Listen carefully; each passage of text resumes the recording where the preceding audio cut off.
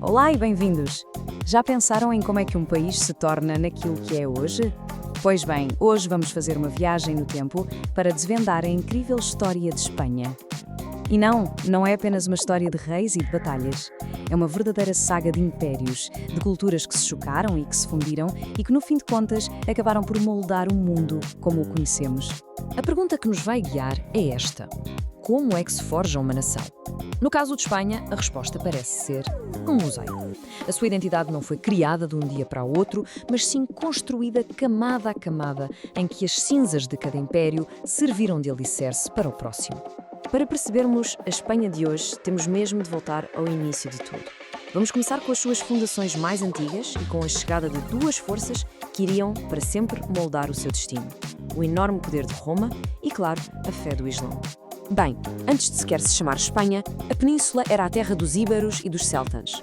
Mas o destino deles mudou completamente quando o território se tornou um campo de batalha para as duas grandes superpotências da altura: Roma e Cartago. No final, Roma venceu, assumiu o controlo e rebatizou esta terra, dando-lhe o seu primeiro nome unificado: Espanha. E o domínio de Roma não foi uma coisa passageira, não. Durou séculos. O seu legado não são só ruínas, está literalmente no ADN de Espanha. A língua que se fala hoje, o castelhano, nasceu do seu latim. As leis que regem a sociedade têm as suas raízes no direito romano. E as estradas que eles construíram foram as primeiras a unir verdadeiramente a península. Com o colapso do Império Romano, um novo poder ocupou o vácuo. Os visigodos, um povo germânico, estabeleceram um reino que, pela primeira vez, unificou politicamente toda a península e consolidou o cristianismo como a religião dominante. O palco estava assim montado para a próxima grande transformação. É preciso fixar este ano, 711. É um daqueles momentos que muda absolutamente tudo. Um exército muçulmano vindo de África atravessa o estreito e o que se segue é uma conquista rapidíssima que não só redesenha o mapa político, como vai transformar a alma da península durante os próximos 800 anos. E a este novo território foi dado o nome de Al-Ándalus. O mais fascinante é que não se tratou apenas de uma conquista militar. Cidades como Córdoba tornaram-se autênticos faróis de conhecimento para o resto da Europa, centros incríveis de ciência, filosofia e arte. O seu legado está por todo o lado, na arquitetura da Alhambra, nos sistemas de irrigação e em centenas de palavras que ainda hoje fazem parte da língua espanhola.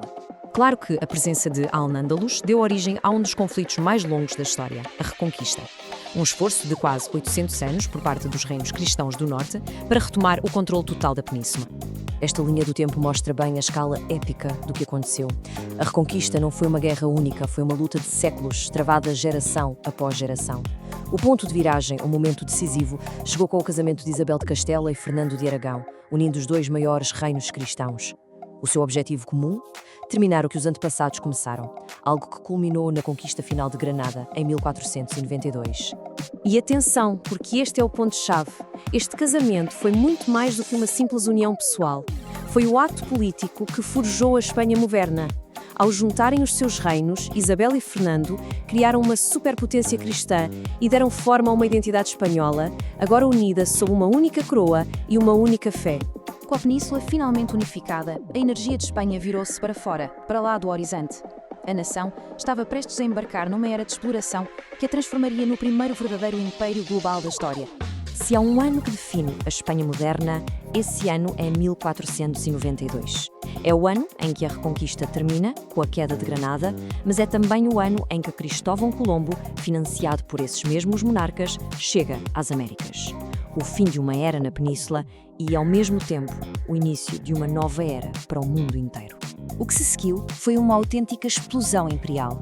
Um fluxo sem precedentes de ouro e prata das Américas inundou a Espanha, transformando-a na nação mais rica e poderosa do planeta. Este tesouro não só enriqueceu a coroa, como financiou os seus exércitos e as suas ambições por toda a Europa. E todo esse ouro teve um efeito extraordinário em casa. Financiou o famoso Século de Ouro. Foi uma explosão de criatividade que nos deu gênios como Cervantes, cujo Dom Quixote é considerado o primeiro romance moderno, e pintores como Velázquez, cujos retratos realistas mudaram a arte para sempre. Mas aqui está a grande ironia da história. Espanha era a nação mais rica do mundo, mas, ao mesmo tempo, estava a caminho da bancarrota. A riqueza das Américas não foi investida, foi gasta em guerras caríssimas por toda a Europa. A inflação disparou E, por incrível que pareça, o mesmo império que financiou o século de ouro semeou as sementes do seu próprio e longo declínio. Este declínio imperial acabou por dar lugar a séculos de instabilidade interna. A história moderna de Espanha é marcada por conflitos profundos, uma guerra civil absolutamente devastadora e, finalmente, o regresso à democracia. O século XIX foi um período de puro caos, guerras civis, conflitos políticos e a perda de quase todo o Império Americano. O golpe final, e bastante humilhante, chegou em 1898. A derrota contra os Estados Unidos não só custou as últimas colónias importantes, como marcou o fim simbólico e doloroso do grande Império Espanhol. O século XX foi, talvez, o mais traumático de todos. Houve uma breve e esperançosa república que foi seguida por uma guerra civil terrível que dividiu o país ao meio. A vitória do general Franco mergulhou Espanha em quase 40 anos de ditadura. Mas o que aconteceu a seguir foi notável.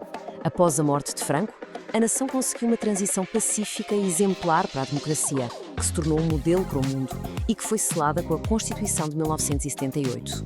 Hoje, a Espanha é uma nação completamente diferente. É uma democracia vibrante, uma economia moderna e um membro influente da União Europeia. A sua integração europeia foi, de certa forma, o passo final na sua modernização e no seu regresso ao centro do palco europeu. E a história, como sabemos, nunca para.